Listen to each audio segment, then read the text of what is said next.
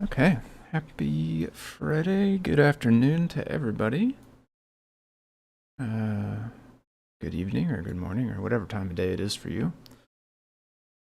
Here, this can go down a little bit.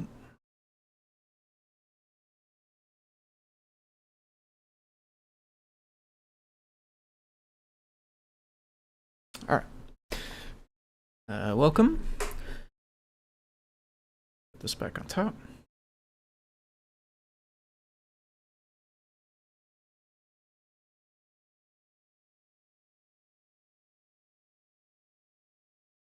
On already. Okay. Okay. All right. Okay. Welcome to everyone. This is Deep Dive Program, weekly live stream program. How's it going, Jeff, over in LA?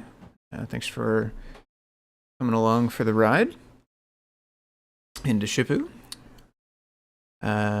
So weekly deep dive live stream program where we are typically working on Circuit Python stuff. So for those that might be new, or if you have caught this before and this is a bit different, so Scott, who's the lead developer of Circuit Python, is the one who usually does this live stream. He's out this week and he was out last week, so I was here last week and I'm here now.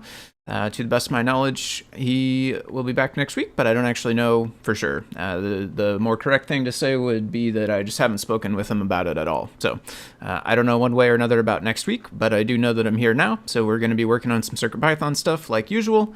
If you are new to this and you want to learn more, circuitpython.org. This is the main website for the project where you can learn more. This is basically a version of Python that runs on tiny computers called microcontrollers. And the idea is these devices will plug into your computer, typically via USB cable, and they're going to show up like a thumb drive. On that thumb drive, you can edit a Python code file, and then when you save it, the microcontroller, the actual computer that is inside the chip on these devices, will execute that Python code for you. It will interpret it and actually execute that Python code, and the code is capable of interacting with other peripherals via, I/O pins. Typically, there's a bunch of them along the sides of the microcontrollers like that, so you can connect up other devices. But there are some things where there's stuff built in where it's just, connected out of the box. Like this has a touchscreen connected and a few other things. This has got some cherry key switches and some LEDs and a little screen and a knob. This one's got different shapes for the pins, so all different kinds of shapes and sizes of these things, but the idea is you can write that Python code to interact with whatever other electronic devices you have hooked up to it. So that's kind of the high-level view. Again, if you want to learn more, circuitpython.org. Also encourage you to join us over on the Discord, which is linked down below. There's a help with CircuitPython channel if you're trying to use CircuitPython for a project or you're trying to get involved in writing CircuitPython code to do something. You can get help there. There's also a dev channel where we communicate and coordinate all of the development for CircuitPython because it's an open source project. All the development occurs out in the open on GitHub. Here's the repo for the main project right here.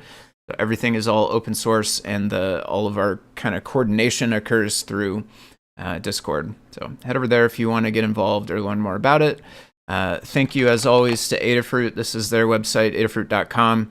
Adafruit is a company who's paying for CircuitPython. The CircuitPython project is open source. Everyone's allowed to use it. Everyone's allowed to put it on their own hardware, even add support for your own hardware. That's all fine, and you don't have to pay anybody to do that. The company, though, who's paying the developers who work on it is Adafruit. So they're paying a team of folks who work on the project full-time. There's some folks like me who work on the project part-time and are paid by Adafruit. And that includes the live streams like this one. That includes also just writing code, reviewing code, PRs, library work, infrastructure work, projects, all kinds of different things go into the CircuitPython project and community as a whole. Adafruit is who's making all that stuff possible. So huge thank you to them, as always. And if you want to help support the project, you can do that by heading over to adafruit.com and purchase hardware from them. They sell the microcontrollers like we talked about. They also sell all sorts of stuff that you can, connect up with your microcontroller in order to do stuff with it. There's also the Learn system, which has got loads and different guides and tutorials for making different projects and doing different things. So if you need inspiration, that's a good place to go as well. And that whole Learn system is free. You don't have to pay anything to use any of that.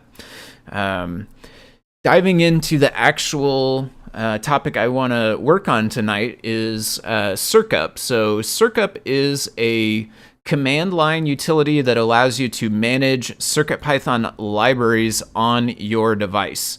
If you are at all familiar with PIP, the Python, I don't know what it stands for, Python packaging installing thing, PIP. I should have not tried to elaborate further because I don't know what it stands for, but whatever it is, if you're familiar with that, Circup is a very similar concept as that, but it is for CircuitPython libraries, and instead of installing it inside of a Python, virtual environment or a Python installation, Circup is installing it on your device. Most typically, that device is connected via USB cable, and it's available as a storage drive.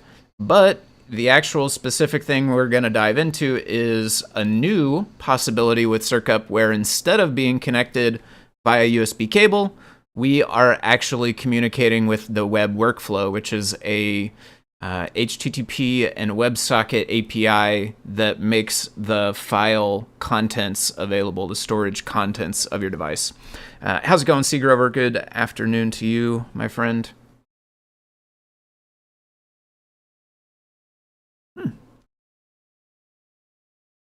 Getting a little bit of dribbling going on. Oh, wow, yeah, totally just dribbled all down my shirt. Okay, let's see. Didn't screw the lid on all the way, or maybe it just had some kind of underneath the threads or whatever. Sorry, I'm gonna fix this before I just keep spilling on myself here.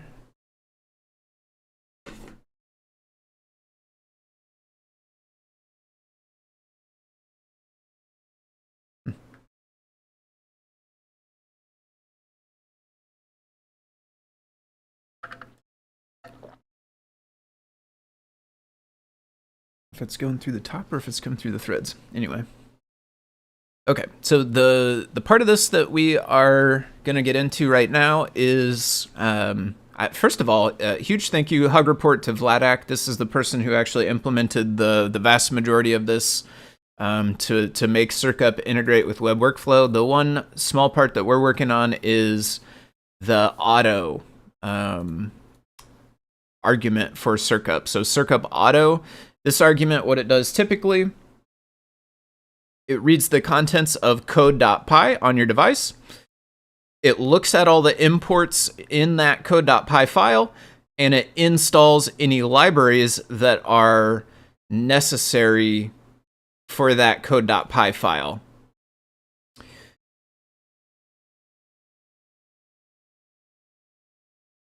And that part of it is not implemented for the web workflow, so that's what we're going to try to do. Package installer for Python, pip. Thank you, Jeff. I appreciate the knowledge there. Pip, Python, package installer for Python. So they have a silent F there, sort of. Thank you for that. Package installer for Python. I will probably remember that the next time I'm interested in the acronym there. So where did we leave? So I did a little bit of testing on this. Kind of peeked around in the code, but not too much. So we got to figure out how to do this. I have a hunch. Basically, what we need to do is, right now, when we go and look in the code inside of here, it's going to be trying to read code.py from the storage. What we really need to be doing is reading it from the API. We need to send a GET request to the server running on the device. We need to get the response back, which should be the contents of code.py. And then we should be able to just do whatever it's doing after it reads the contents of the file. We should be able to continue like normal after that. Yeah, okay, here we go.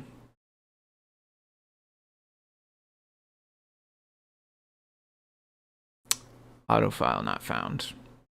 So we need logic, just like past Tim in the comments says, we need logic that knows that we're doing a remote one, a web workflow one, basically, which is evident by the host flag most specifically on off. Like if you have a host, then it's web workflow. If you don't have a host, then it's USB. How's it going, Paul SK? Happy Friday to you as well. Let's see. Yeah. Okay, I think there was somewhere else. Did I mention somewhere else? Look in the. It would need to have an if statement with some logic. I want to say there is somewhere else where there is that, but we'll have to try to find it. I mean, it must be where we install stuff, surely. One thing we could do is look at the diff. So I have web workflow. I don't know. I don't know if there's changes. I merged and pushed. I think that's the last changes on this branch. Okay, let's try. Actually, update main as well.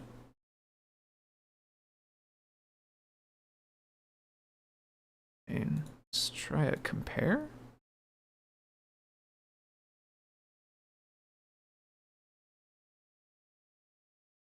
Oh, we have more commits from main? Wait, no, I thought I merged those commits that exist. Maybe those are even newer. 1030? I guess that's pretty recent. When did I merge? I don't know. I left this comment. Okay, 20. So it did. Yeah, it looks like there was a few commits after, actually. There's a few commits after.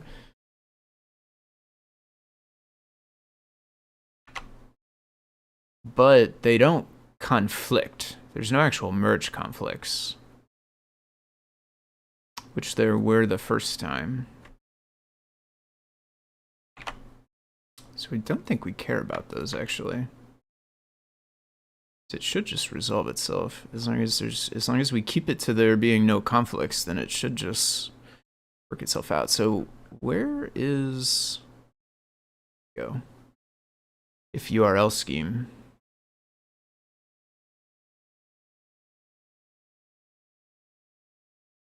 Okay, so path is still path, and then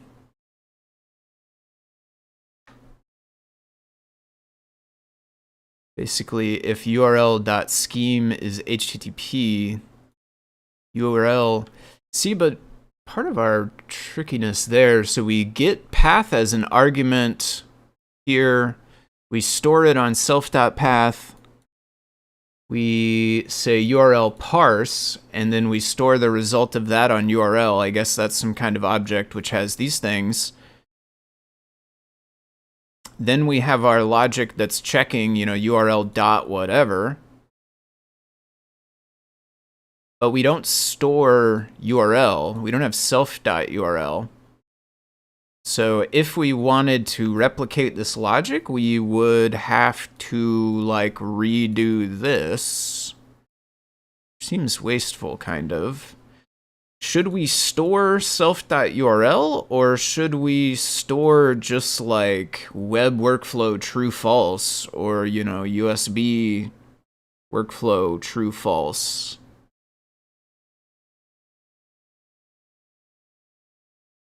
Is there anywhere else where the logic is like the same like that, where it's, yeah, right here. It's just doing it again, in fact, though. Okay. Well, maybe we just do it again, I guess. Is that better? It feels like inefficient. I don't know really what this is doing, how much work it costs or whatever, so maybe it doesn't matter. Okay, we should do it the same. It's doing it this way basically everywhere else, so we should keep it to that. So inside of, where was our if statement? Where did we say we would need this? This is inside of install. Install? Does that make sense? That doesn't make sense, does it?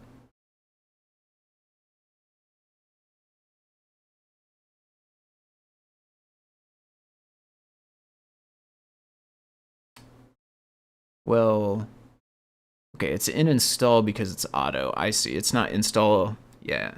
install auto is actually the thing. I see. Yeah, I always, so when I think install, I think, install a specific thing, and that's the command install, but install actually has the auto flag as well.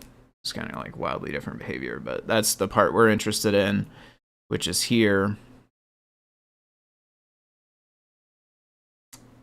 And the way that it worked when it is storage is relative. Autofile split, this stuff.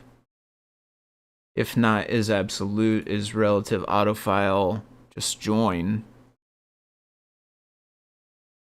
Libraries from imports, and then it passes auto. But what is autofile? Is that a file name? We need to go into that. Okay, where is this at? This is around 1671 inside import. Let's get out of here. 1671 inside of import.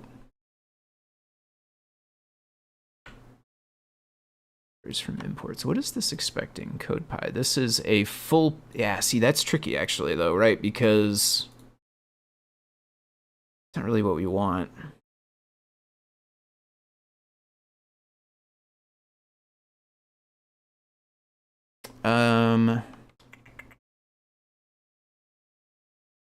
Yeah, see, so this is like all the way down inside of here. Find imports is now going to finally open the file.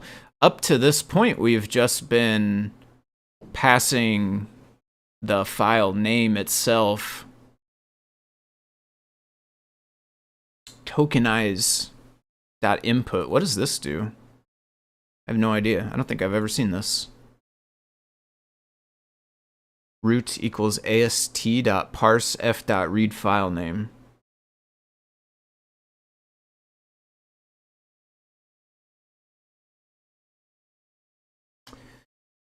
So we have to modify the logic all the way in here. We can't just like inside of install, we can't just add another if statement or whatever, right? That's not going to work. Wherever we were, 16, should have just gone with the thing again. Install.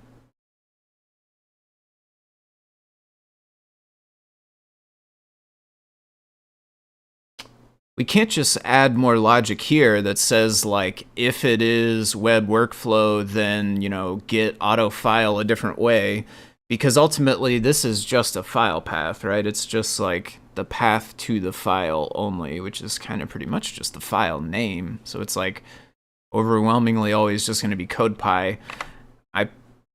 When I was testing, I tried autofile fs CodePy.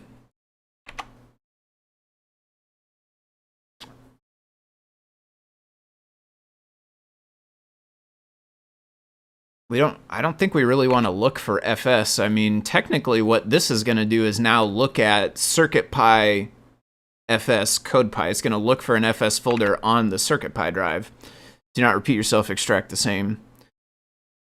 it in the same file. Are you saying do not repeat yourself as in don't do the parse over and over again? When was that? Might have been it was a couple minutes back. And so we can't, and then so then the file name gets passed into here, which ultimately then gets passed into here, which finally will open the file with this. I don't know what tokenize and what this part's doing, but it's clearly opening the file and reading the contents of it finally. And so in here is where we need new logic. Here's going to have to be like, if we're, in WebWorkflow mode, then we need to behave differently here.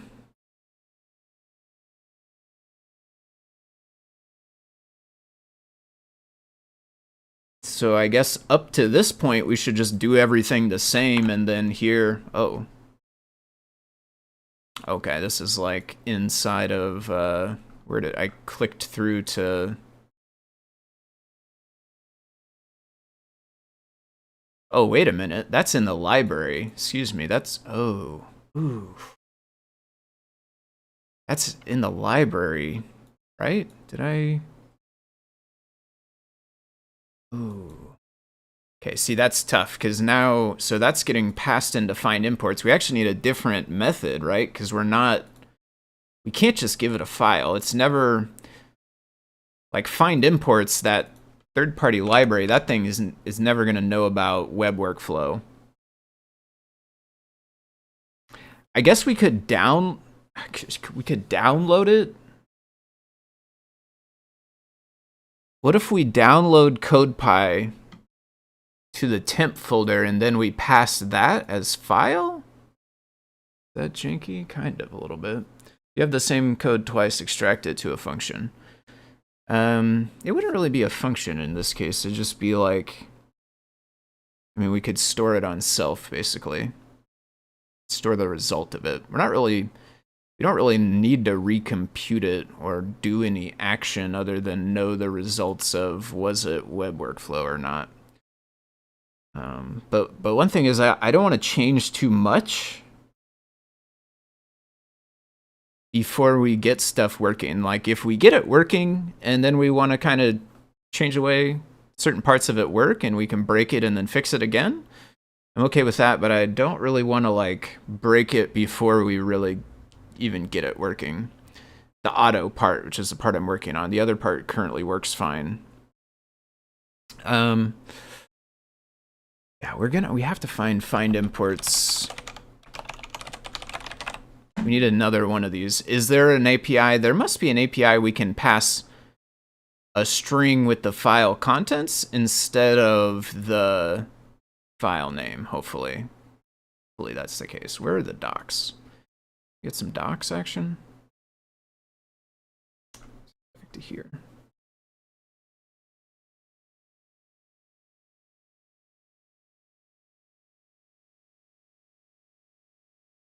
Tests, proves, release, docs.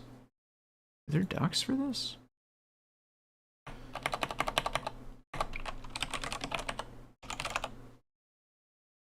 This goes to pip. This just goes to GitHub. Oh dear. How does anybody know how to use this?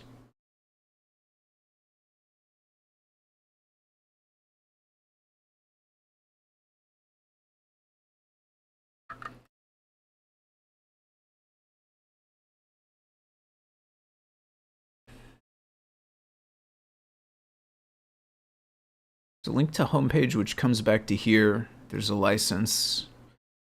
Goes to the license.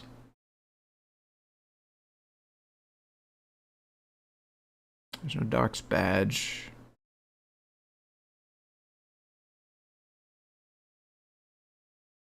Huh. That is weird. Why are there no docs?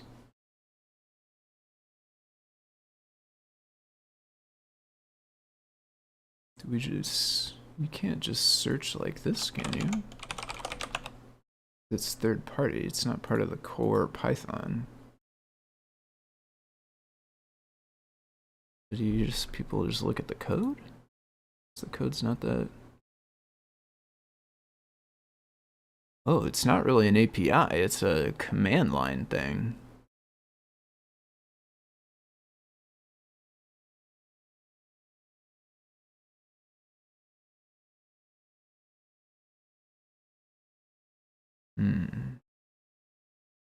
We may have no choice but to copy it from the device to the local drive somewhere to the PC, right? The PC is what's running Circup. The CircuitPy drive, in this case, is not connected via USB, but instead we have WebWorkflow. But this is just file name, right? Find imports, it's only taking a file name. There is not one that takes a string, so we don't really have the option to pass it a string, which means we can't just get our file content from the web workflow and then pass it into this. We have to get our content from the web workflow, save it somewhere temporarily, and then pass that temporary into find imports. And then, like, even though it's not the one from the drive, it doesn't matter because find imports will find all of the same imports. Yeah, apparently.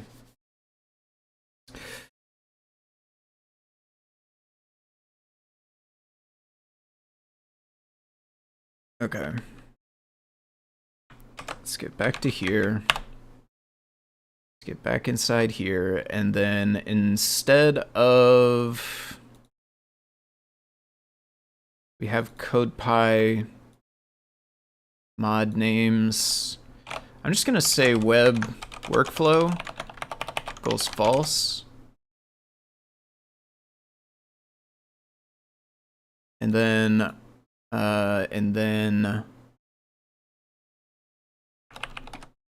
if, so we're gonna modify CodePy.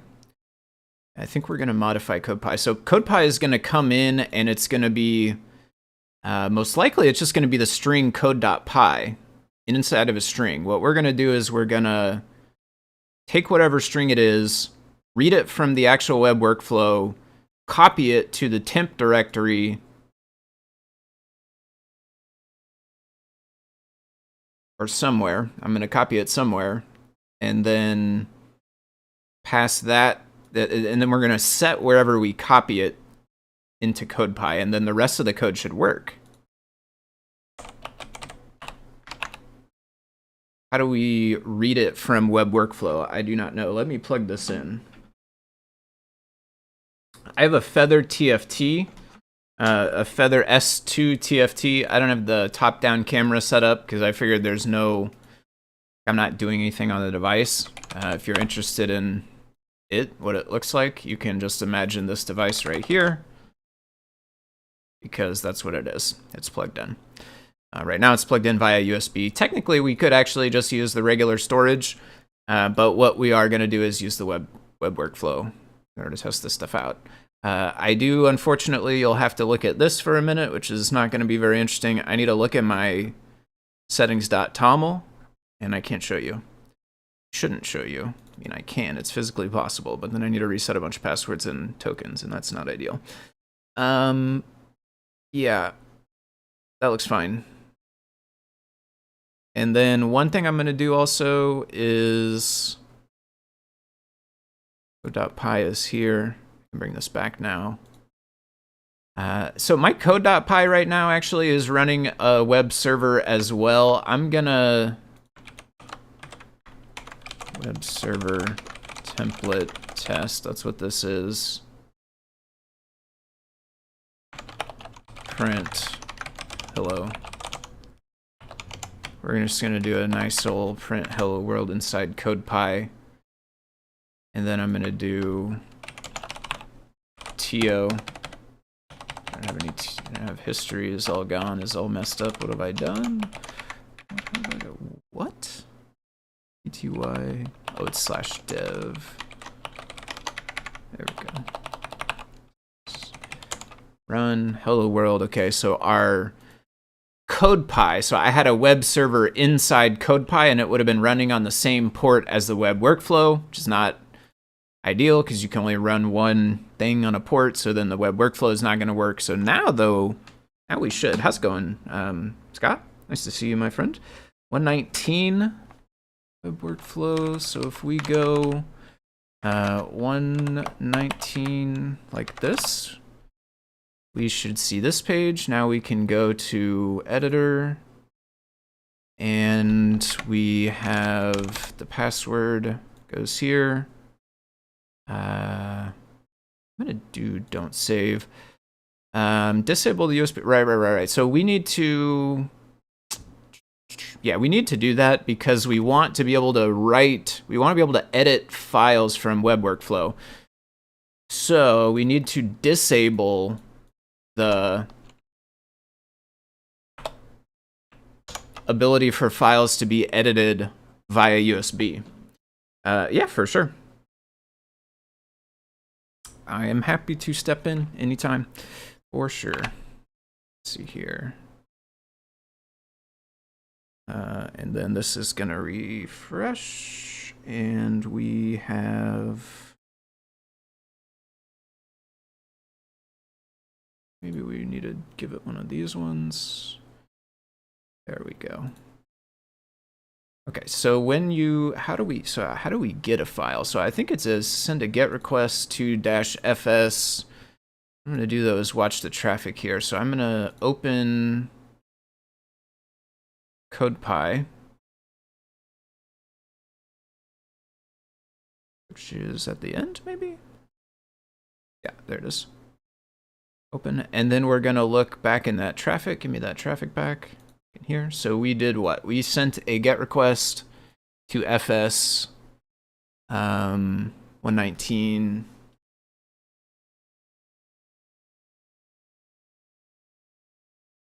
And we need to do this too. I don't know how this works.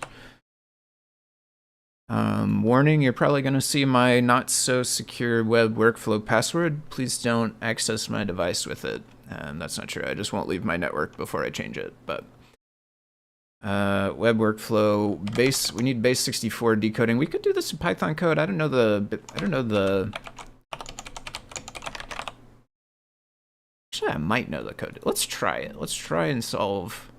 The things I want to do is kind of use Python code more than just search up the same tool that I always use.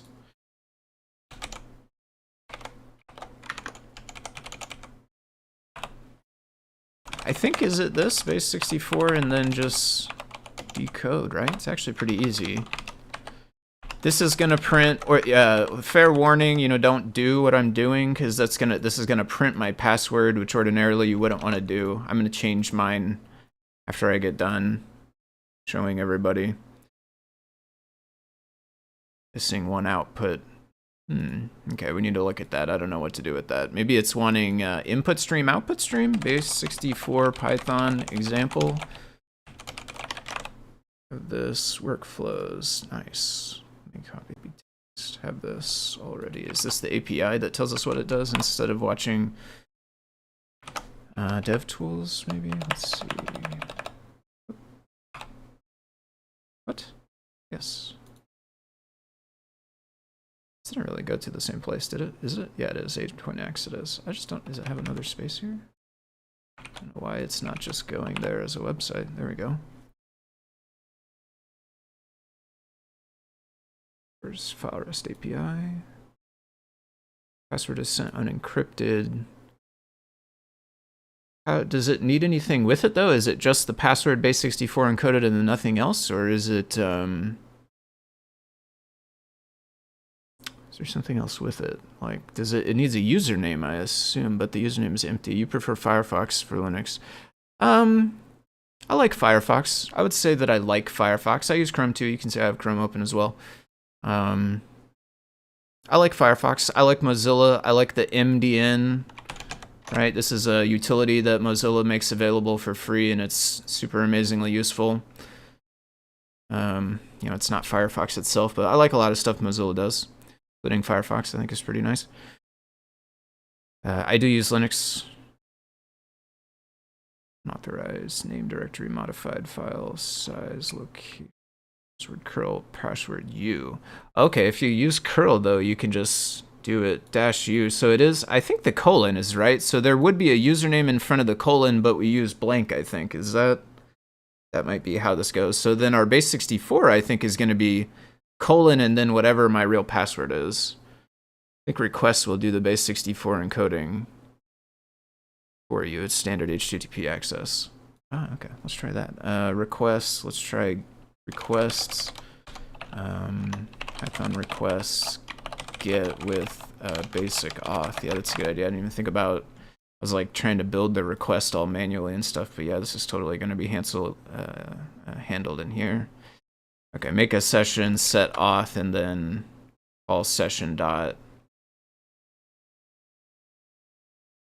So we're gonna get the response. We're gonna get the response, and then we are going to write it to a temp file. We need to do our imports. Oh, this doesn't have imports. I guess requests probably. I'm so far down. Let me do this.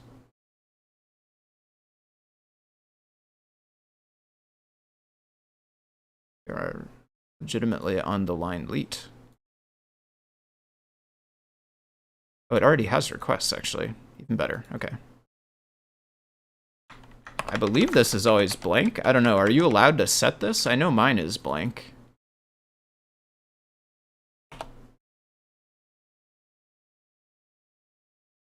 You need to somehow we will have to provide this though, right? This will have to get, oh boy, we are in a pickle here. So yeah, we'll need to pass this through somehow.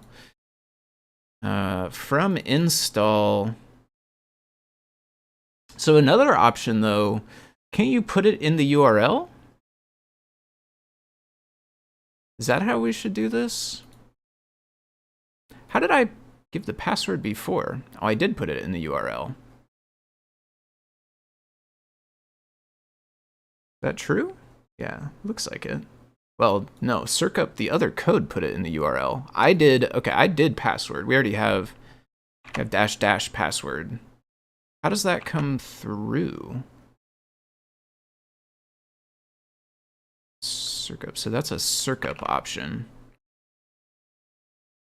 How did we get that? How do we get access to that? That's what we need. We need to read that and then pass it to session right here. Username is before the colon. I think the server assumes blank. And it ends up in the header. Yeah, I do think it's in the header. It's in like one of the headers key values that gets passed. We get a hold of those arguments. URL.password.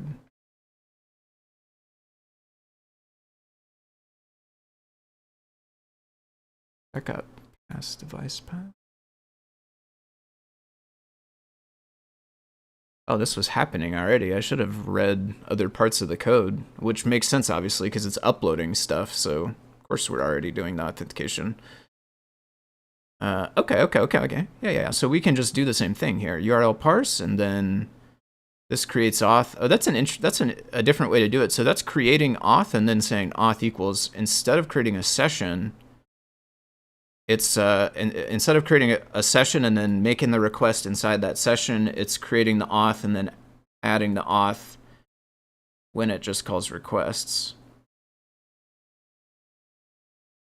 Raise for status. I don't know what that does. I mean, I guess we probably want to do the same thing, roughly, right?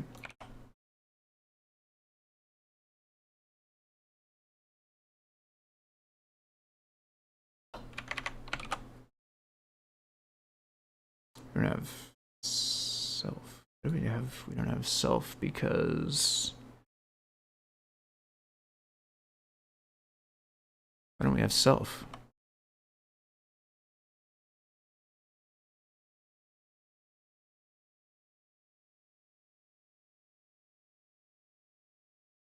Server pieces here.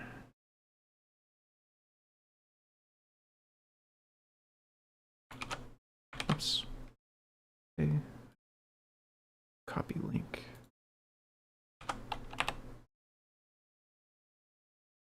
Yeah. Remember this file. I poked around a little bit in this file.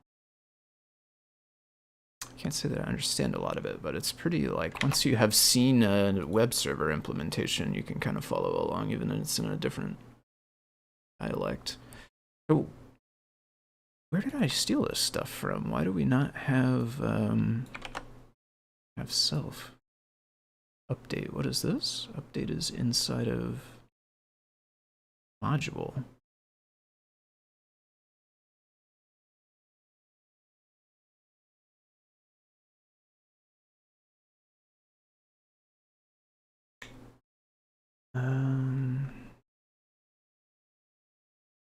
Why do we not have a module? I mean, install would have gotten past a module.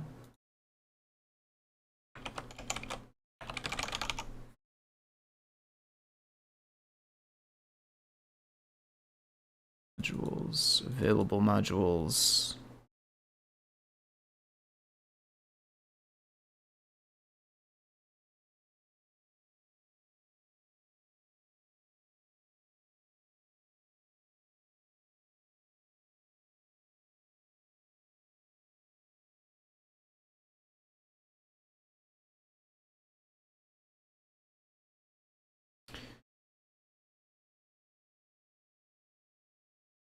We're not going to have a path. Path is on module. Module represents a library. We don't have the libraries yet because this is getting the libraries from the CodePy file. So we don't have those yet. This is giving us those libraries, which will in turn get turned into module objects, which then have path, which then that other code was using to get the password and do all this stuff.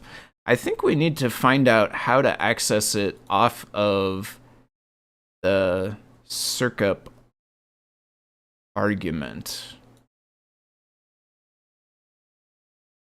Somehow we can, from inside of the install function, somehow we must be able to get those Circup objects, probably in context, I guess, right? Print context, print dir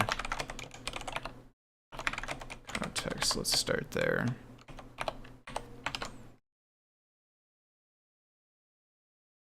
So the way we can test this is go pip install space dot, which will install the repo, the directory I'm in.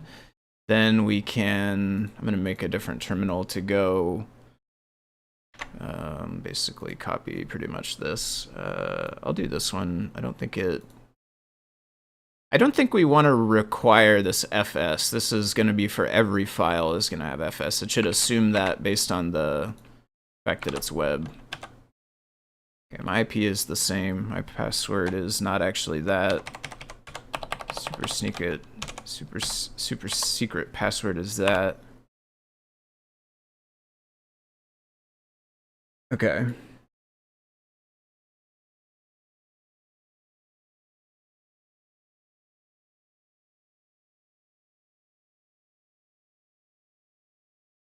Args.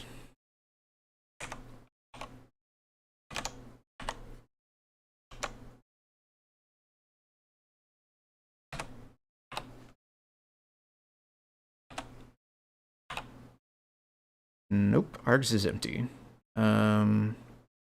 Command path? I mean, I guess we could get it potentially from there, but there must be one of these that just has them as a dictionary or something easy, right?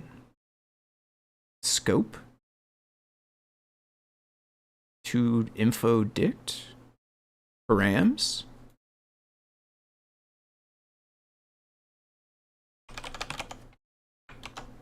Protected args.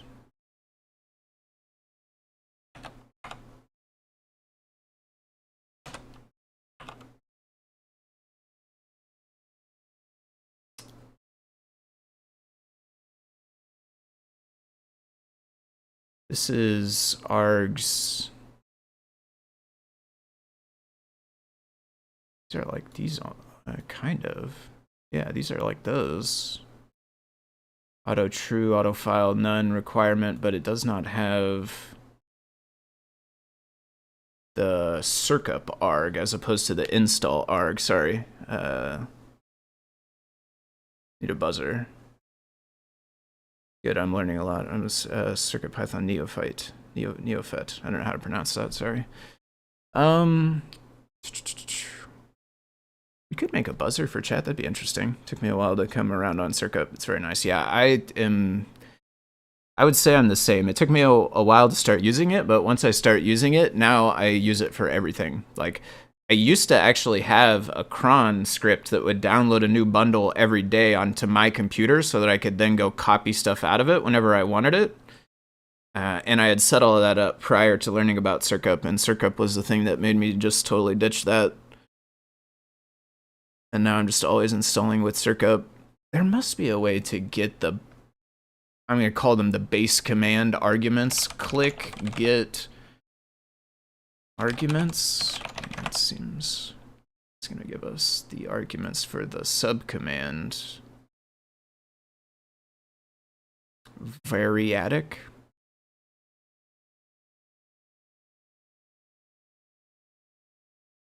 File arguments, file path arguments, opening safety.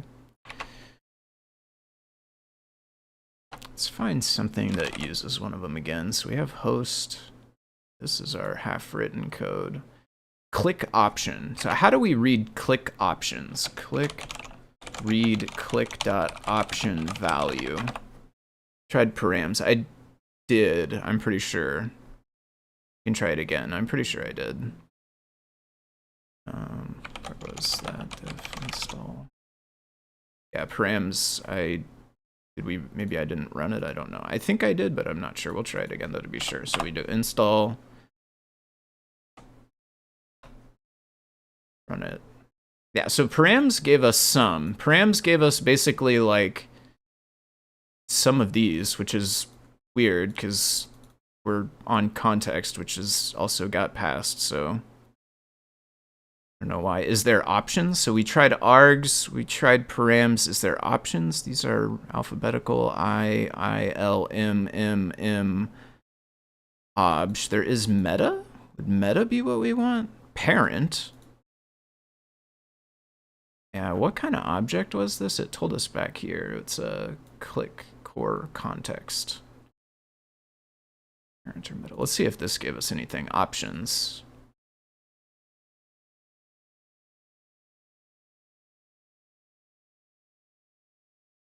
But this got passed, which ours is not. Click pass context? See, so we have like a two-layer thing going on, right? Like Circup has the Circup command has its own arguments, which in this case are host and password and also command. And then based on the command, there's install, which is like a subcommand, like another command that has its own arguments. All the stuff that comes after. So far, everything we see is all that stuff that comes after, but what we want is like the parent options. This is always just using the ones that got passed in, though. Does that mean we need to pass it to here?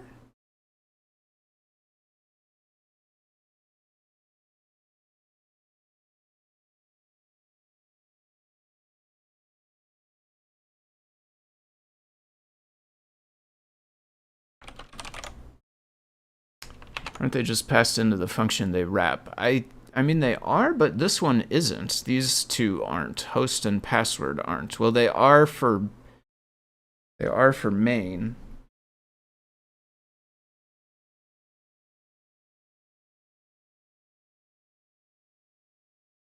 But then I guess we'll need to, do we need to pass them along to install? But this doesn't really call install. If I just add them, will they show up? Will click just call, like, put them in automatically? No, that's fine. I don't think that at all. Honestly, ideas are helpful. Argv, LOL command line, so Circup has a main with args. Well, Circup is all based on click, which part of the problem is I wouldn't call myself fluent in click. So if I knew the basics of click, we might be in a better spot. But let's try this. What if we just say host here, and then will this be filled in? That'd be convenient if that works. I kind of don't think it will, but my guess is it's got to be on context. We're probably close by looking at context object. My guess is something in there has got it. We just got to figure out which one. Maybe this will work, though. This would be convenient.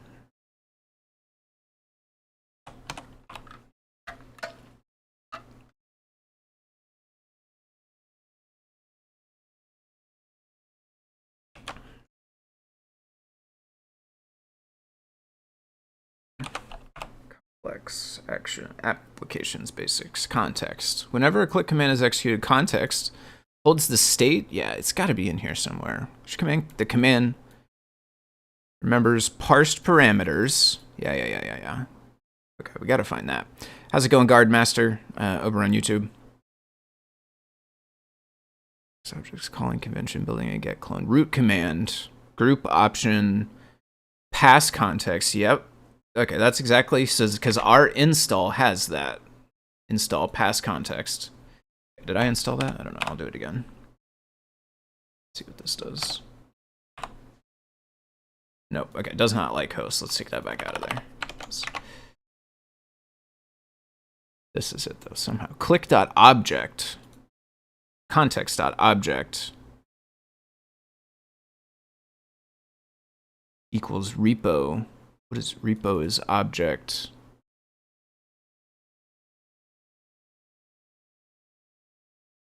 Init, home, none, debug, OS path. Object doesn't do anything. What is, okay, let's just print it out. What does context.object have on it?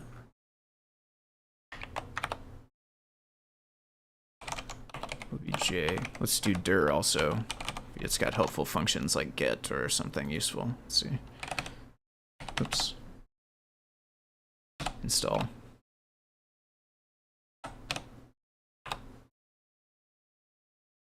Device path.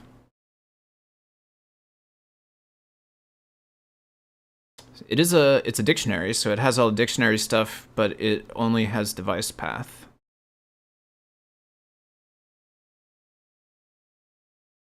Go home, debug. How are these passing through? What are we making? So we are working on Circup. Circup is a command line utility that lets you install and manage libraries on your CircuitPython device. I don't know how new you are. If the stuff I'm talking about doesn't make sense, I can give you a higher level version, but it's a command line utility that manages libraries on your CircuitPython device. We are trying to make it work for WebWorkflow, which is just a different way of accessing the content on your device. Interleaved commands.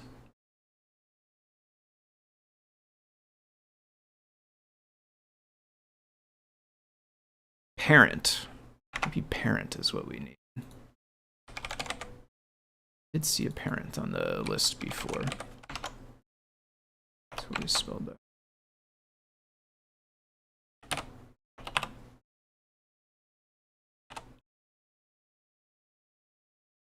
Look, it's another context, which has all the same stuff. So that one maybe has, was it params? I think we're there. I think this is it. Paras, params. That could be beneficial to me. Awesome. That's good to hear. I like making stuff that is beneficial to other people.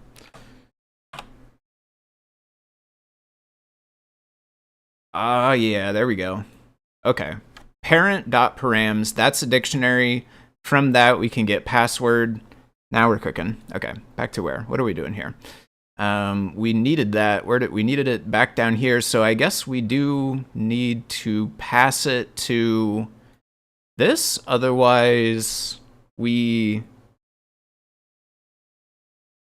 either need to pass it into this or we need to write another version of this that works for WebWorkflow. And I'm inclined to pass it in because we already have this. So I'm thinking we call that, we're going to already be passing this to true. And then, I mean, the next question is, do we pass host and password? Or do we change this all the way? Maybe we don't even do WebWorkflow true false like this. Maybe instead we're passing context, which is the click context, and then we're accessing the params from there. That way, we actually have all of them. We have host, we have password, and from those, we basically can derive whether or not we are WebWorkflow true false.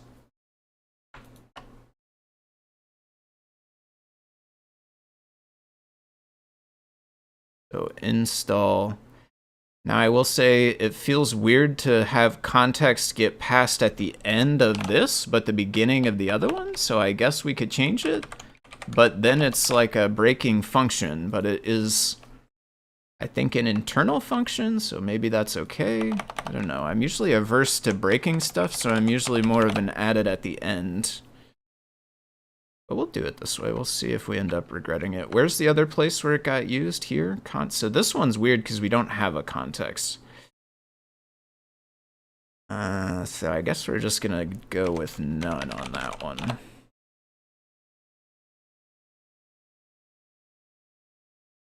And then this will be, so we need to say if context is not none, first of all. Because if it is none, then we know that we don't want to do any web workflow stuff. If it's not none, then we want to look on it and determine whether or not we are using web workflow, which we can do by getting basically if host and password exist at all, right? Have you worked with Godot? I have not. That's a game engine, I think. If that's the game engine thing, I have not worked with that. You want to learn more Python. Yeah, that's pretty cool. I like Python a lot. I'm always up for learning Python. I think you want pip install E, and you won't need to run it every time. What? Are you for real? It's amazing. Hold on. Wait, what? Let's make this so it's actually not going to crash. This for now.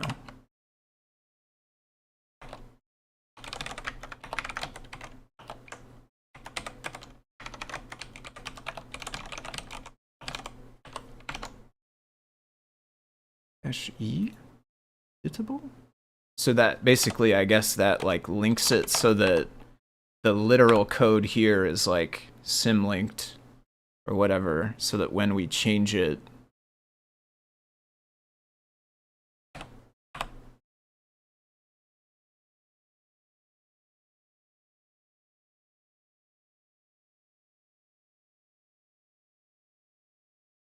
does that work? And get my new print. Context isn't none. If context is not none, actually pass it in. Missing parameter in the doc string. We'll fix that later.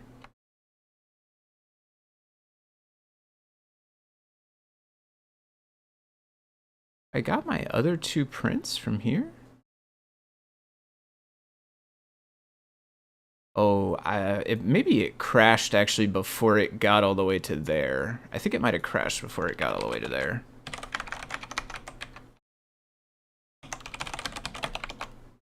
But if I do that, whoa, that's actually really cool. Yeah, I totally did not know that. Pip-E, editable.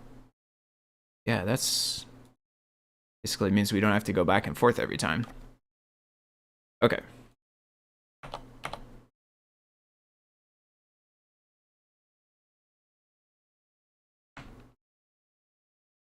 Actually, I have a class on Python and AI development. Watching this can make me excel more in that class. Nice. It's good to hear. Context. So we crashed, but why did we crash? Because we don't want to crash before we get to there, right? We need to be able to make it to there. But we never added... Okay, yeah, because we know we're crashing from here.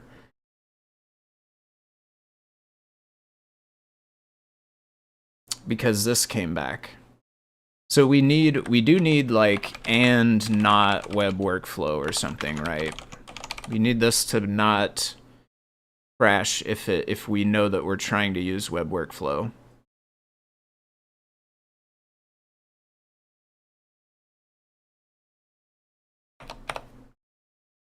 Which again, it's basically whether we have a host and a password. So I'm gonna say using web workflow equals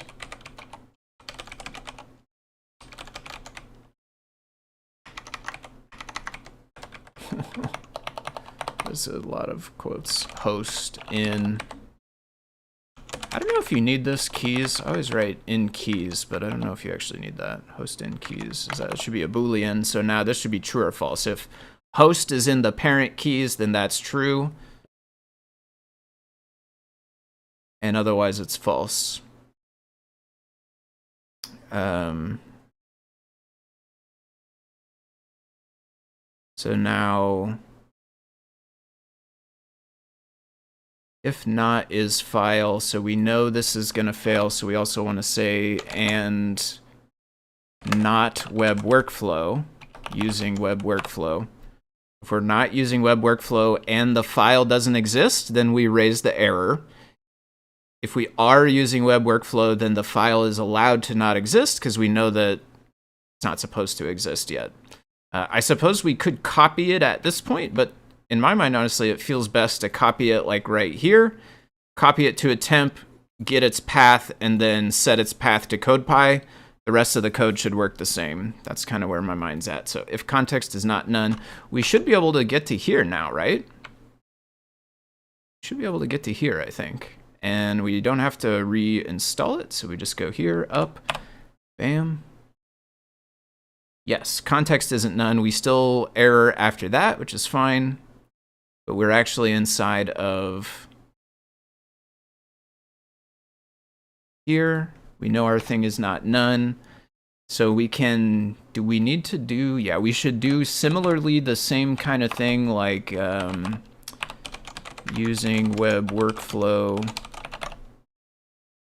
equals host in context.parent.params keys. And then, nope, that's not that. So then, if we are using WebWorkflow, what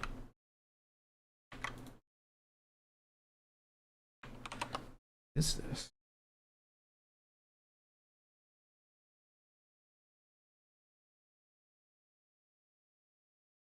Sorry, one moment.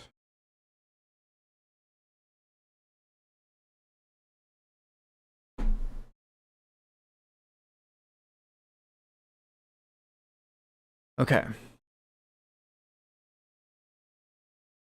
We still are not going to have path. We're not going to have path. We are going to have to create it from host.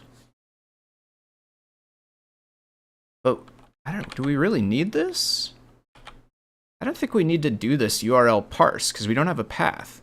What we're going to do is basic auth is empty. The password comes from context.parent.params password. We should probably handle the key error. So far we looked at host for this and not password, but I don't know if you're allowed to do blank. Not sure. I think we don't need this though. That's not the right kind of comment. We're not doing get, we're not doing delete, we're doing get, we're not doing self.path, we're doing host, we're doing, so host is this plus, I don't know if that's gonna have a slash at the end or not.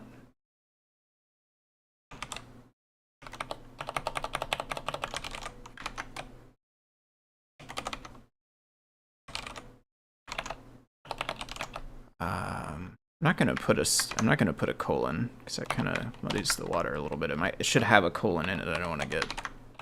Doesn't really matter, but.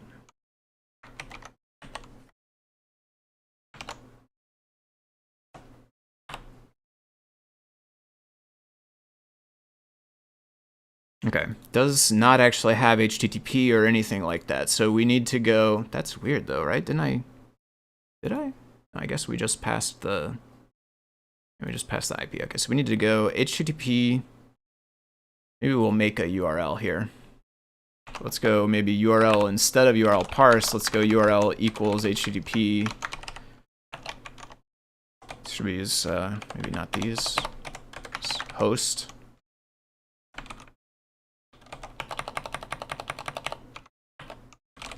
Host.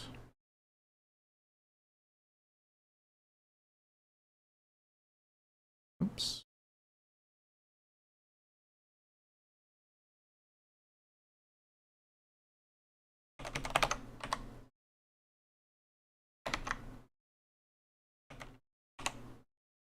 We need to add our slash. We know we're always going to be fs, and then from there it is autofile, which is CodePy.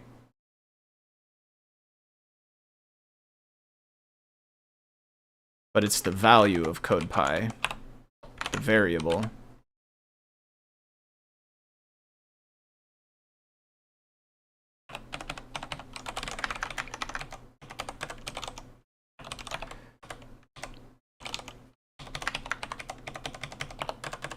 There we go. URL is this. Run it.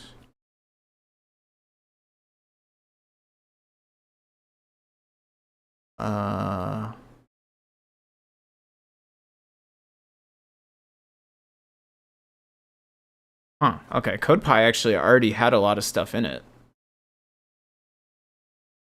Interesting. Okay, so we don't need to append all that stuff. I mean, so the main thing it doesn't have is FS. I guess we could.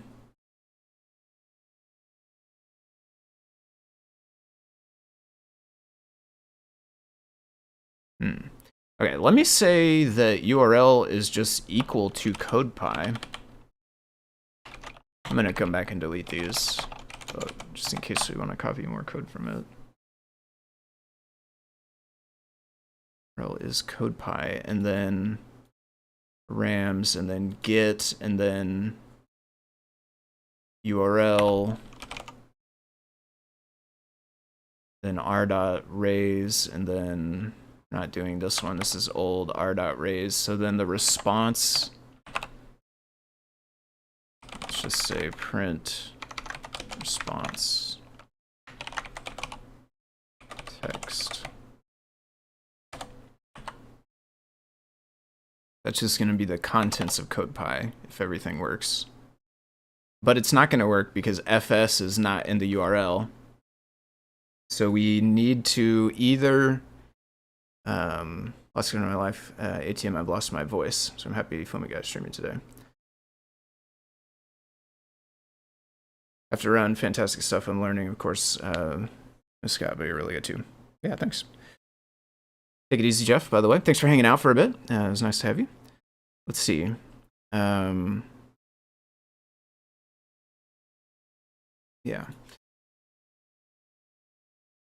So one of two things. We either have to kind of like modify that to add in the FS, or we would have to require the user to do this for the WebWorkflow version of the code. But the good news is, well, I don't know if it's good news just yet, but I think this might actually just like work, honestly. Let's see if this does. So if we do go and put this fs CodePy, then it should get inserted into the proper place. Oh, I didn't save. Let me save. Right now, it's just going to print, so it's not going to like actually work all the way, but maybe it'll print. Yeah, totally worked. Okay, that is the contents of my CodePy drive. It's been a minute since we saw it, but yeah, all the way back here. So we want to write that. So we want to write that to a local temp file and then set the path to that local temp file into this variable code_py, and then let the rest of the code do its thing, and it should just work. Do I want to just like make a temp file, like literally f equals open code dot temp.py, right? f.write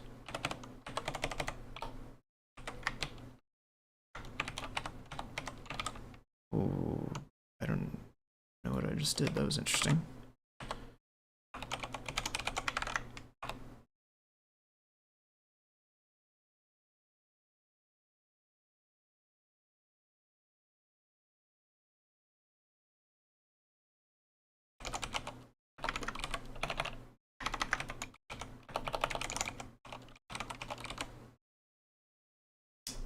I think we probably don't.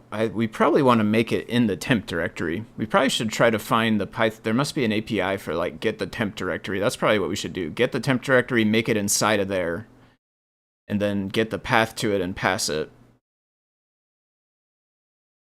But I am curious if this will work like this.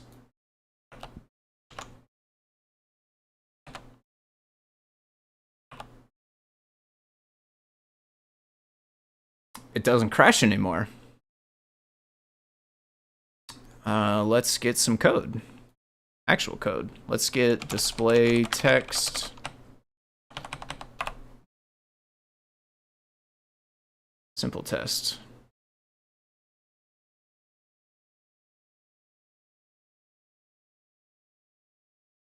Bitmap label. So the required libraries for this is the wrong place. I'm so used to going back to my IDE to edit code, not my browser. The required libraries for this is display text, and then display text itself, I think, requires bitmap font. So it should, I think, stack and get both of them. Uh-oh, that's interesting. Wi-Fi? Okay, did that save?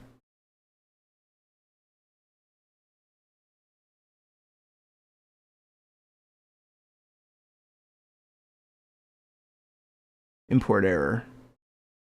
No module display text. I might have messed it up by having Circup open. I don't know if that messes it up. I think we still have this though, right? Let's see, there's my import error. We'll close Circup.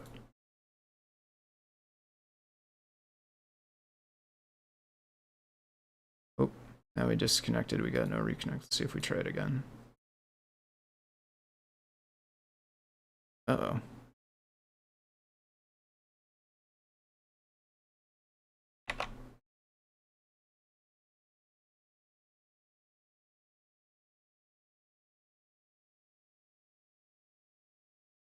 We did get an error on FS. That was a while ago, though.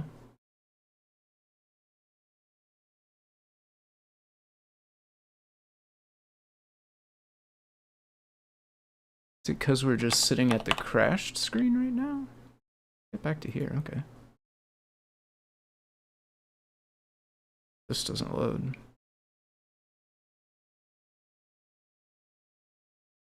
Oh.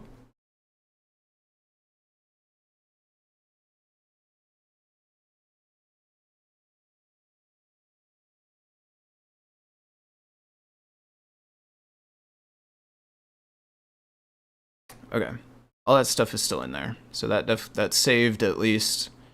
So we can go try to run our auto now. Uh-oh. Something was... hashlib? Something was trying to install?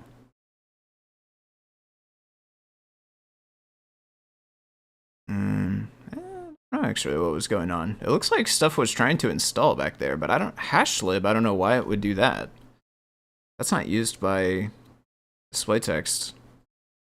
I don't know what was up with that.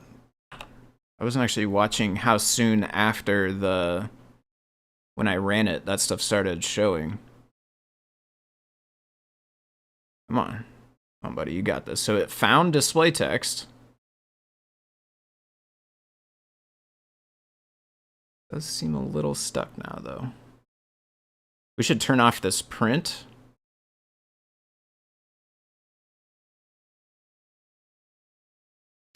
Let's see. I'll be right back.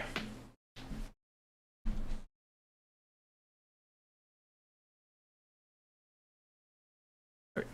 Get the light on a little bit. It gets so dark. It gets dark so early, I should say.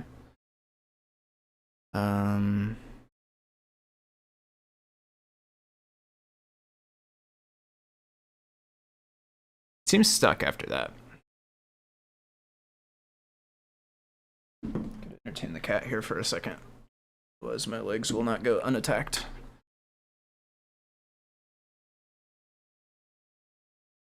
May find web workflow issues. What is that actually, one thing we should check is what version are we even on? I'm on 9.00 alpha 2. Possibly I should downgrade. It seems like that request completed, though. Seems like that part went fine.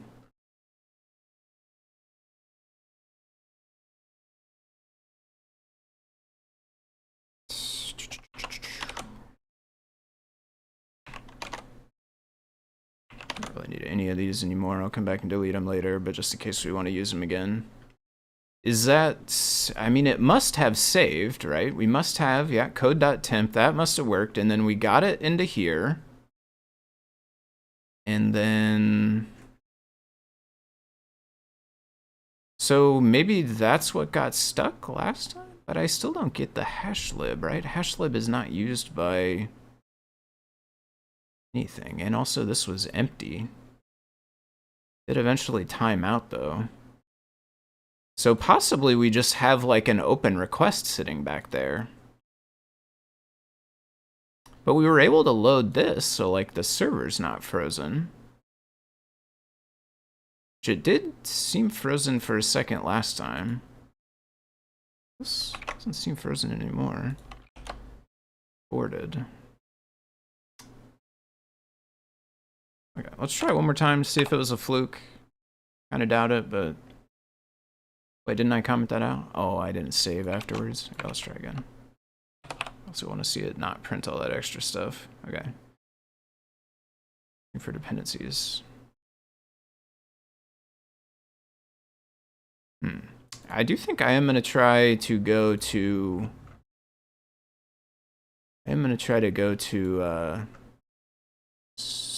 the released version. See if we did stumble upon a WebWorkflow bug, or if we have something wrong inside of Circup, what we're modifying here.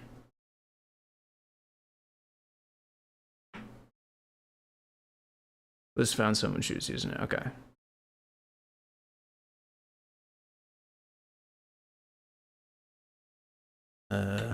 I double-clicked reset,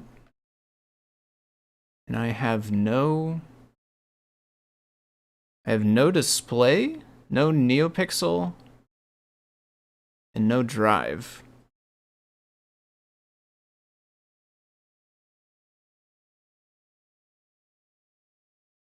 The issues, I think the issues are on the released version too.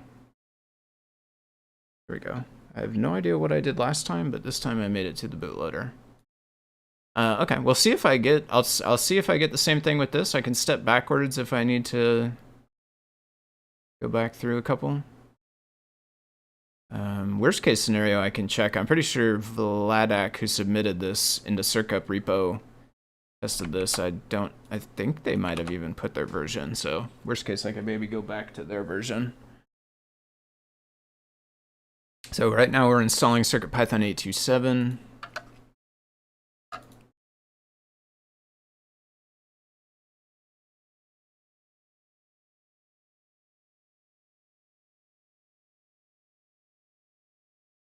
And we can come back to here. I'll let it reload. I don't know if it needs to like initialize or whatever. You know, I guess possibly I could have got it stuck when I did the save and run. That's actually when it got frozen last time, I guess.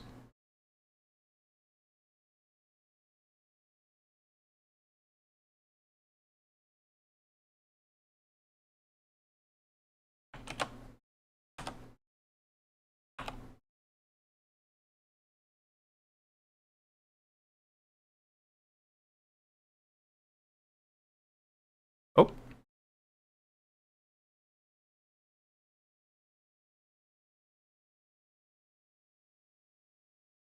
Seems like it worked. What we'll do is we'll go delete them so that it can actually install them. But what it did is it says, so searching for dependencies for display text, it found those dependencies. Well, it found bitmap font. That's a dependency for display text. So then the total list of libraries to install is now display text and bitmap font. It says bitmap font already installed, and it says display text successfully installed now. And then if we go and, so I don't know how to get it to run. One thing that is weird on mine is I have auto reload turned off. Oh yeah, there we go. So now that's actually running and it's showing hello world on the display, which proves that the libraries are installed now, and we weren't getting that before. One thing I'll do though is I'll actually go and delete these. So let's go, can I close this? I don't know if that actually closes or what. Let's go open. I think in here you can delete, right? Lib. Oh, actually, it doesn't have delete. Move. I swear I saw it. Oh, there is delete. It's trash can, the first one. Okay. So let's delete bitmap font. Wait for that. It'll take it a second. And then delete display text.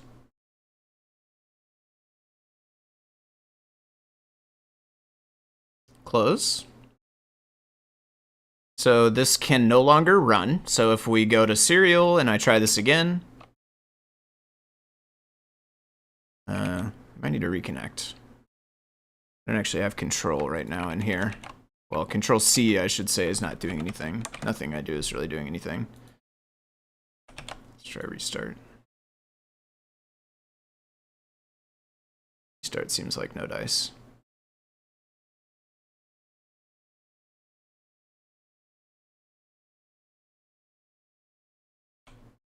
There we go. Now I run it, it says no module, so we don't have display text. We can't run this code. Now we go Circup, install, well, host password, install auto, point it to auto file with fs. We don't actually need to, I was doing --pi before because of the 9.0 versus 8.0. We didn't have MPY yet. We do now though, so I could actually get rid of that and I think it should still work. We have a few more prints we can get rid of. Searching dependencies, display text. Boom, we found them. Bitmap font, display text. This time it's going to install them both. Installed 1, installed 2. Should be able to run it again now. And this time it doesn't crash. It does succeed. I have Hello World on the display.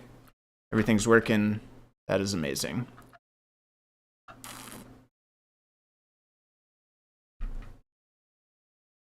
So let's go back and clean up some prints and some comments.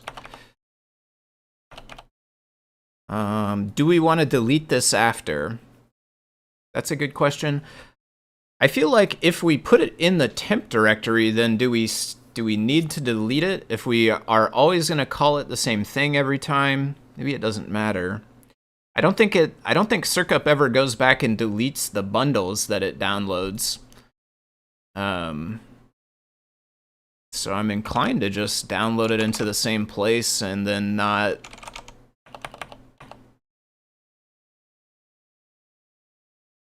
just treat it the same way as it's a bundle that we downloaded, right? Just put it in there and then the user can, if they have a temp cleanup routine or whatever, it'll delete it and that's fine because it's only used right afterwards, but I don't know where the bundles actually get downloaded from.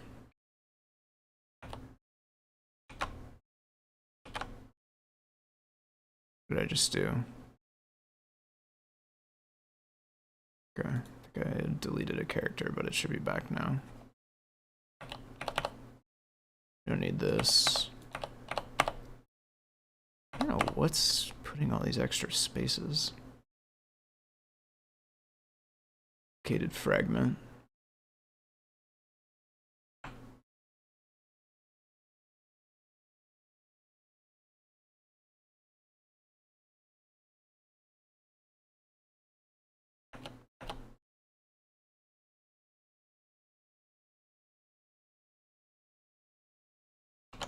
Okay, so one open question is, do we want to require this auto file fs/? If you are still around, Scott, I'm curious if you have an opinion on this auto file. So basically, we either have to require this like this, auto file fs/, and then most people are going to say CodePy, but they could use whatever they want. We have to either require that, or we would have to basically slip in the fs automatically. We'd have to, so we know the thing we had before was the URL without the fs in it.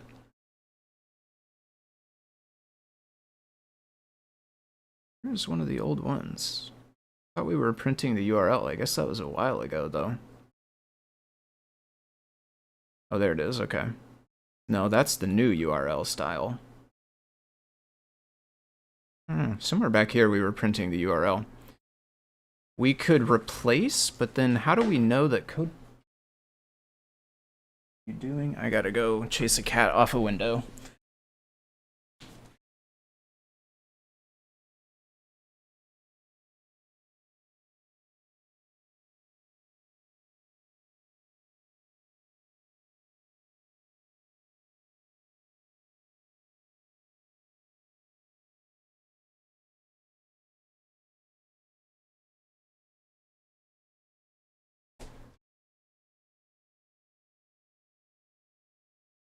Okay. Add the FS internally. Okay. Cat is like literally trying to scale a window. A different window than he normally tries to scale, actually. So that's cool that we're changing it up at least, but would prefer we don't scale any windows, ideally. So can we could just, is it gonna break anything if I just split on slash, and then the last one of those parts we know is the file name, so then we can just replace the file name with itself, but fs in front of it. Okay, so let's get back to without this. Use without this also. In fact, we can go all of that stuff.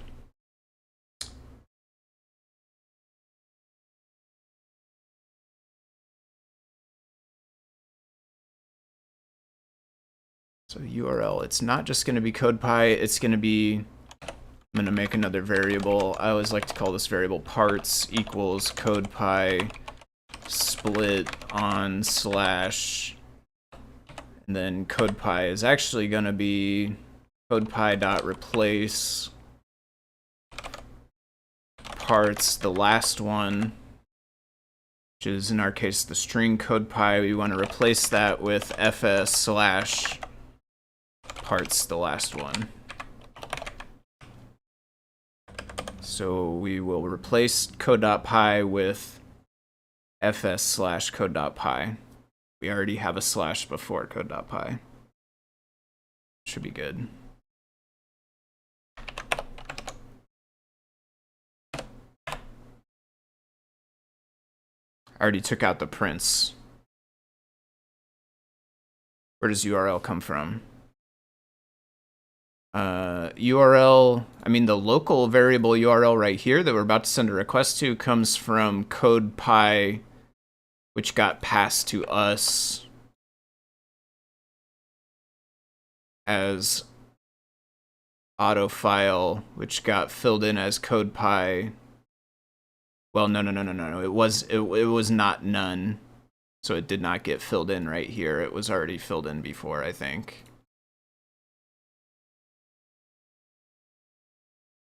I'm not sure where it got set, but I'm pretty sure it was set as soon as we already, like, it's already set by the time we get inside this function. That's what I'm trying to say, I think, at least. Basically, I guess another way to phrase it would be it gets generated, it gets put together with code that's in the PR. Code that Vladek added. So I guess, yeah, maybe we should find where it gets put together. Because it should probably just have an FS put into it there instead of us replacing it right before we use it here, huh? Oh, it's actually none. It does get filled in. Wait a minute.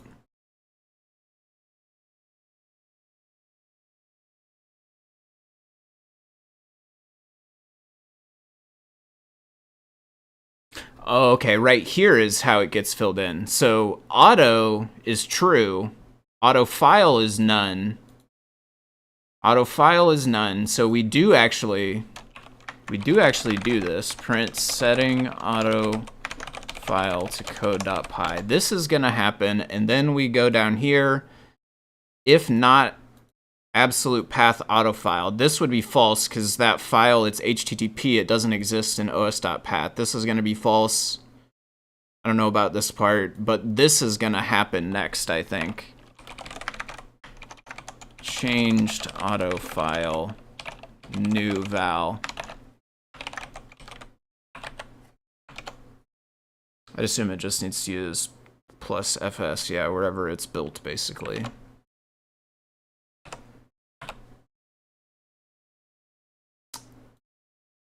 Change to auto, yeah, right there. So then...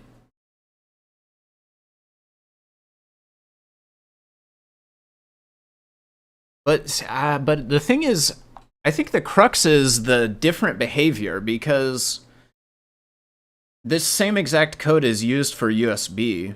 I'll have to switch devices or set my device back to USB in order to test it that way too. But this would be slash, like in my case, this would be /home /tim. No, it'd be /media /timc /circuitpy, and then it's gonna add /codepy to that. And we can't just add the fs here, because when it's USB, we don't want that fs. So I guess we would need like if WebWorkflow, which we did set up before. If using WebWorkflow, let's do it the other way. If not using, if now using? Oh, and now I just deleted everything. I didn't mean to. It's fine. If we're not using WebWorkflow, do this. If we are using WebWorkflow, do this, but join, we want to add an fs in here. So do we just, you can add another one of these, can you? I think so. So we're kind of abusing os.path.join. We're making a URL, not a local path, but they both use slashes, so I guess it's fine. I think this needs a bigger refactor to have a file backend. It's used to load and save files. Not sure what you mean exactly. Let's see though.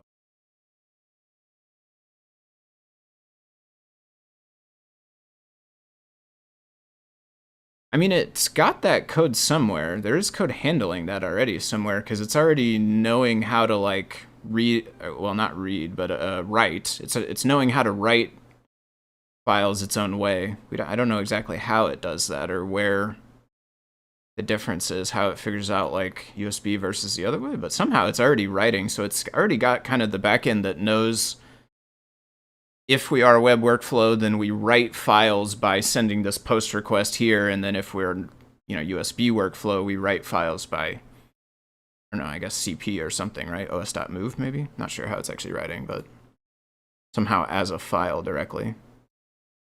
But then this is kind of the only place where Circup reads. Every other activity Circup does is writing to the device. It's always installing libraries. This part, though, with auto, we have to read code.py, which I think is the only time we ever really read anything from the device, other than like, maybe does it read bootpy or something to tell you there's updates? Might read bootpy for something like that, but I mean, that would have needed the FS too, though, so it would fail on this device, so maybe it doesn't.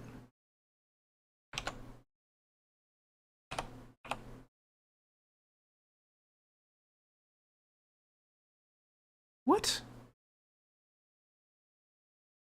Wait a minute. Oh, wait. I added it twice. I still have my replace down inside there. Yeah. Don't want that anymore. Where'd that go? We don't want this anymore. It's actually just now it's back to just CodePy.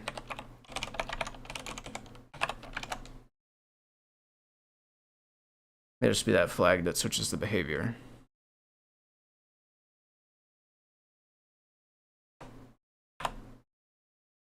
There we go. Cool. Now it can work without specifying the auto file, which is nice, because that's the same with USB. I like that we don't need to have auto file there. I thought it was wonky to have fs/. It worked, so if it was, you know, at the end of the day, if it has to be that, it's not the end of the world. You could still use it, but this is nice because now, you know, the same subcommand install auto is now the exact same subcommand you use USB or WebWorkflow. Does the same thing either way. I mean, not the same thing. One's using post requests, obviously, but copy, but installs libraries the same way. The higher level thing functions the same way. Okay. Do I still have... We don't actually need this, it turns out.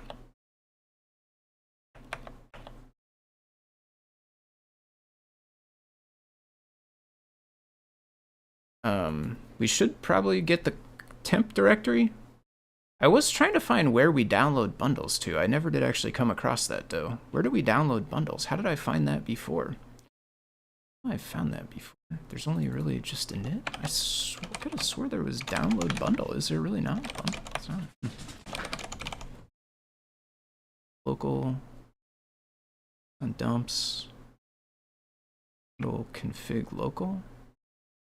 Data dir.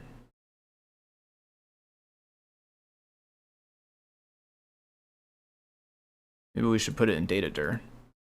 Those apters user data dir circup Adafruit.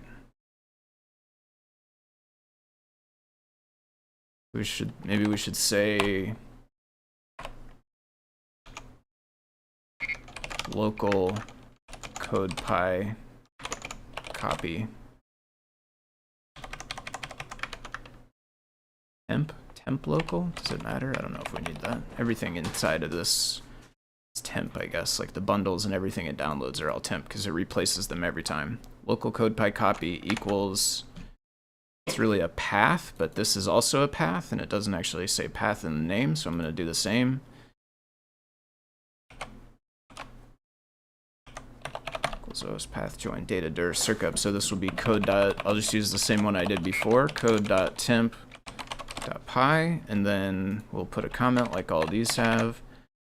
The location to store a local copy of code.py for use with -- auto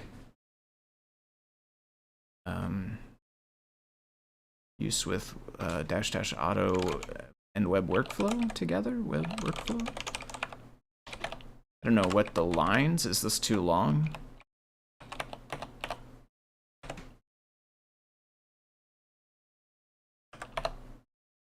It does not like this trailing white space. What? There's no trailing about.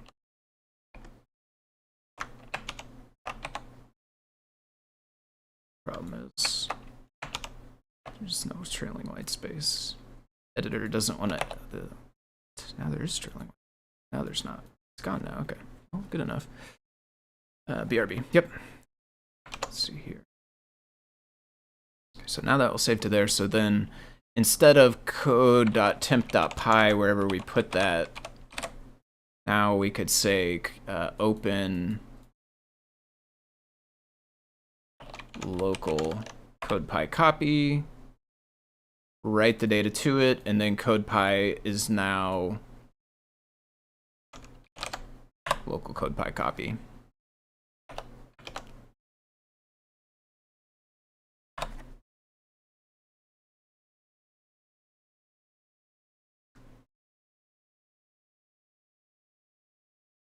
Oops.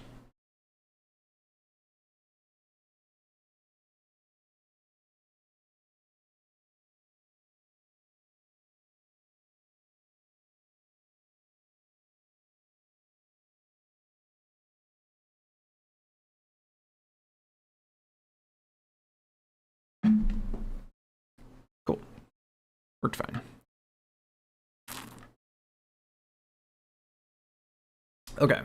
Do we still have any extra prints? Yes, something's printing none. I think that's printing context, right? We also have this setting. We also have this changed. Setting auto. We can get rid of that. We can changed auto.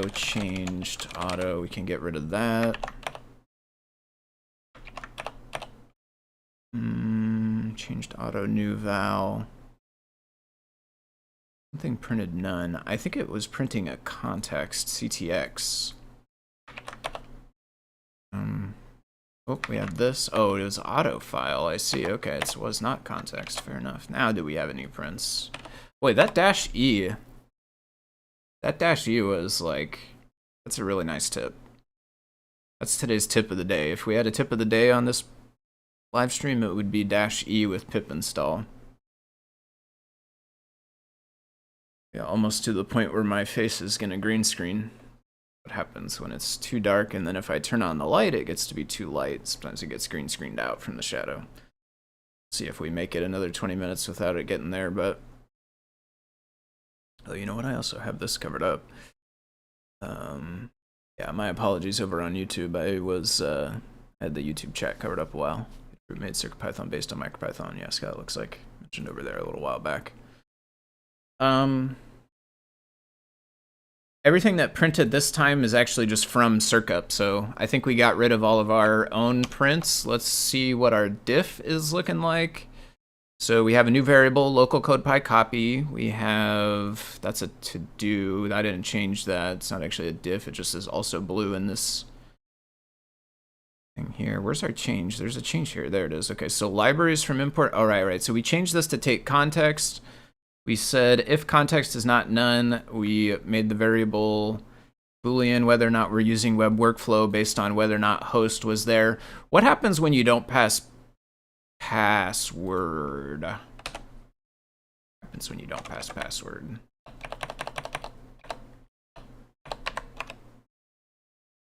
Nice. Perfect, honestly. That's like best case scenario. It tells you exactly what the problem is. Okay, I was worried that would crash and have an error that's not very helpful. That could not be farther from the truth, actually, though. It's already essentially swallowing the error and giving you a human readable, this is exactly what's wrong.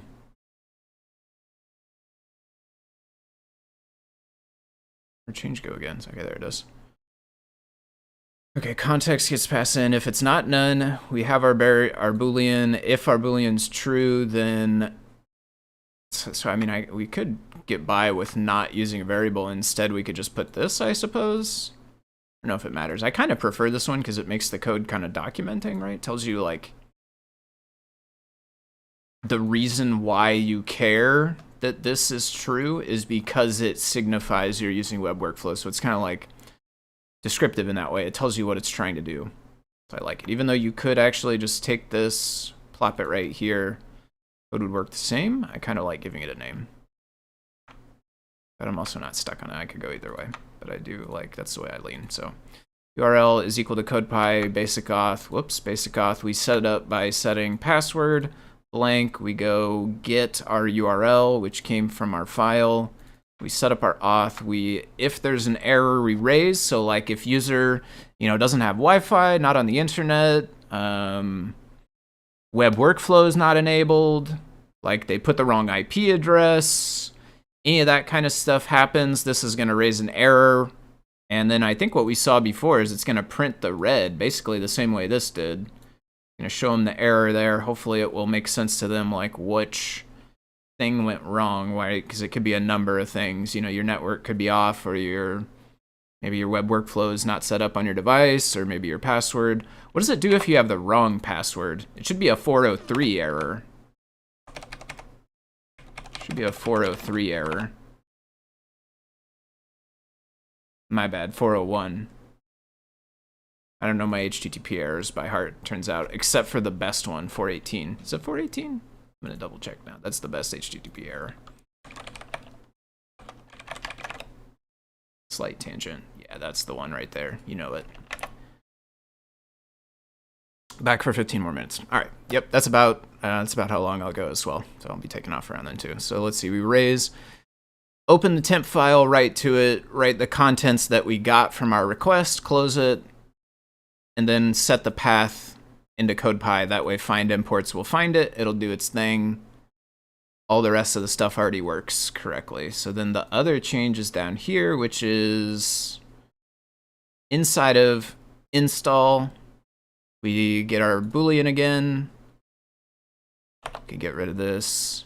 If we're not using WebWorkflow, we do it the old way, which is just join the path with the name of the file. Makes sense, because that's exactly how it works on USB.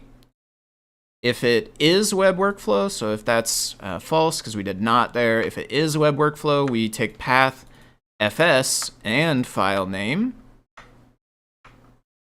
Then we make sure not to raise an exception because the local file doesn't exist, right? No problem. We're not expecting the local file to exist if we're using WebWorkflow. Get our list of libraries right there. Context is the change in that line. And then everything from then on is all the same. Everything there just already works. This contains a list of libraries. This already does the looping and the installing and all the stuff. We're all good from there. What did I do here? Oh, right. Context, we passed none for that. So then and that should be fine. Test Circup, that should be fine. I haven't actually run this before. I don't know. Where is that? Where is this file? Test Circup? Tests.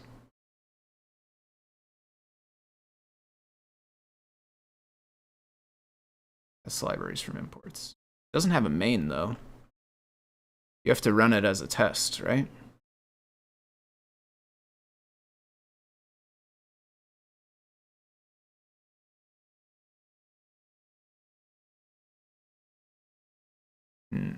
That because of our new one? Or is that tests?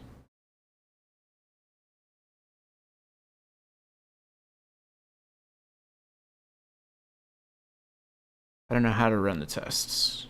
Actions must run the tests, right?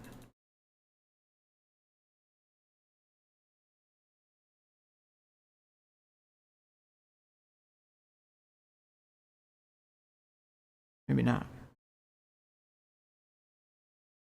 There's docs and there's pre-commit. Does pre-commit run the tests?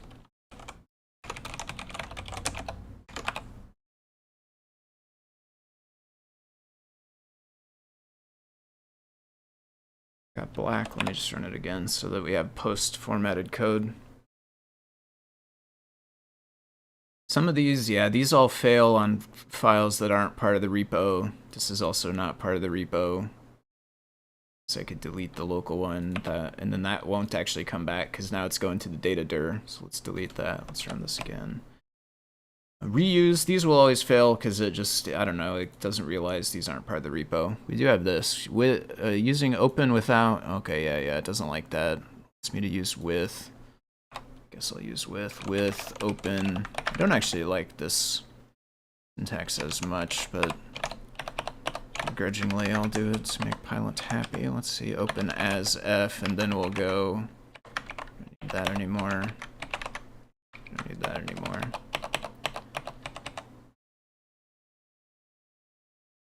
In this case, it works out. So in this case, I actually don't have a problem with it, but my issue with this comes when you want to open a file in one function and then in another function, you know, write some stuff to it, and then in another function, close it. The context does not really allow that to happen very easily. Consider using with. The same thing, basically, right? Wait, what is open without explicitly encoding? Oh, maybe we actually have a different one there. I might need to just tell it UTF-8. Is that what it's wanting for that? I don't know how to do that, actually. I've never done a... Actually sure how to do that. I don't think I've run across that error before. Pylint, is that a new one?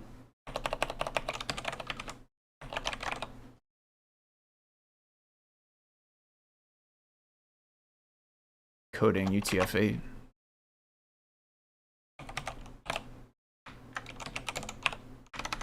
Capitals? Lowercase.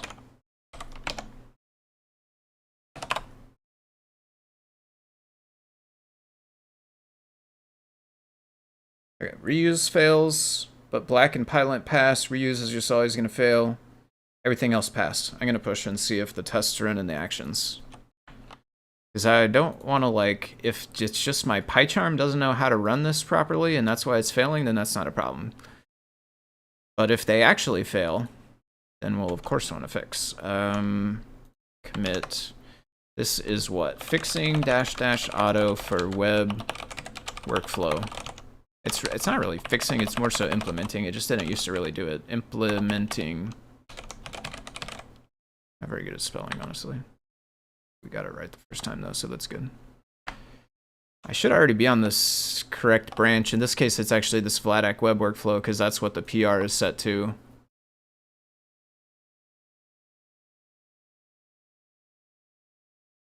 Okay. We'll hang out for a minute and see if this passes actions, but I will probably wrap it up pretty quick after that. If anybody's got questions, comments, things to say, now is probably about the time. A couple minutes left. Whenever we see if this passes or not, I'll wrap it up. So, yeah. Get your comments out now, or questions or anything like that. We go with the suspense way, where we just wait here for the color, or should we actually watch it happen on the checks? I kind of like to watch it sometimes. Run test suite. It is going to run the test, it looks like. So we'll see if it passes in there. My guess is it's just, I probably don't have it. It probably needs the right path, or it needs something that I haven't configured for it. That's my best guess. I will say, excuse me, while we're waiting on this, if anybody is interested, I will be back around tomorrow morning over on my channel, Foamy Guy. We'll be back streaming. I think what I'm going to work on tomorrow is actually something that I streamed a bit about earlier today. So if any folks were around earlier today on my channel, you would have seen this. If not, no worries. I was working on some Python integration. So over on Discord, one of the community members, Micah over on Discord, had an idea a couple of weeks back that they talked about and asked about, and it was kind of making a link between CircuitPython code and Minecraft. So being able to run CircuitPython code and have it kind of affect blocks inside of Minecraft rather than an actual microcontroller, right? The idea being, like in my mind, the power of this being a person who wants to learn CircuitPython but doesn't have the microcontroller but does have Minecraft, because like a lot of people have Minecraft. That person can now learn some of the basics of CircuitPython. If this thing would exist, they could use it to learn the basics of CircuitPython without having a hardware yet. And then once they get their first microcontroller, they're actually going to be able to reuse a bunch of their knowledge. So I was working on that earlier today. If you're interested in that, you can find the stream. It's on YouTube. The VOD's there. And then tomorrow morning, I'll be back at 10 a.m. Central Time, which is my time zone, 10 a.m. Central Time. I'll be back, and I'm going to be working on that again. We did fail here, and it does look like the same thing, actually. So we do have a problem with our tests. Do the test paths on main? Let's start there. I will still probably wrap up here fairly quick, so if we don't get a solution here super fast, then we'll have to leave this for now, and I will pick it up later. But we have a few minutes, and I'll try at least. I went to main. Does this run on main? Does not run on main for me either. Okay.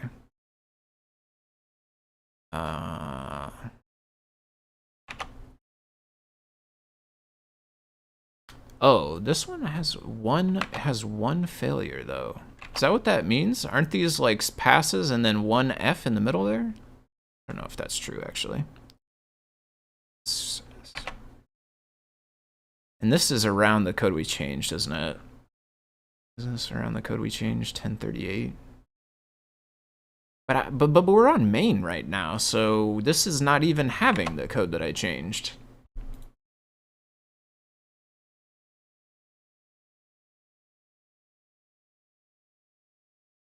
And it does not make it to line 10 whatever. It's failing right up here when I run it local. So it's different. It's a different error. File not found.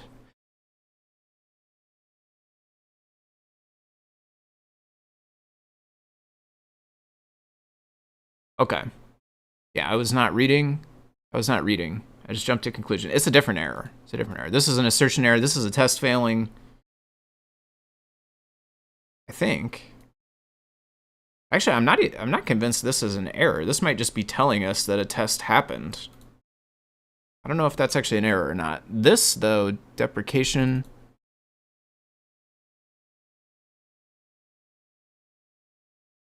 One failed. Does it say which one? Other than this, or is this telling us 1038? But why does main fail? Did it fail like the last time anything happened? Like in here, it passed. Does that pass? So I submitted that PR. I actually just have the branch right here. I try. This fails the same way for me locally. Okay, so the reason it's failing locally for me is different than the reason it's failing in actions. And it fails for me locally on all the branches, not just the new one. But on the new one, inside of actions, I guess 1038. Where did that go? No, this was the pass, not the fail.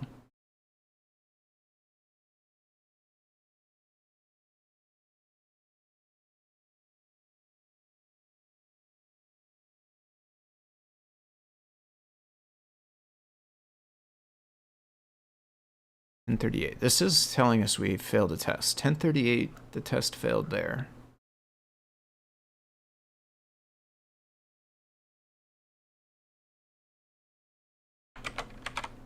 So I need to figure out how to get them to succeed locally.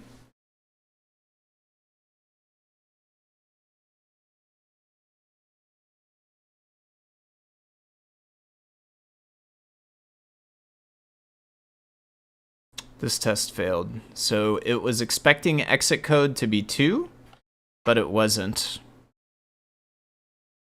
I got 1 instead. Circup install autofile. So I think that means that when you give it a bogus file for autofile, it should fail, but it's not. I think that's what that test failure is trying to tell us. I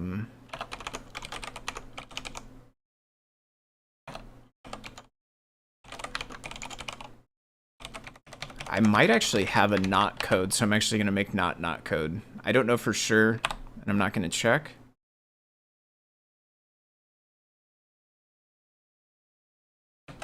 Oh, right. So you would not need to have the FS actually now. Unauthorized. So it does give us the same error as, oh wait, do I still have the bad password? I do still have the bad password actually.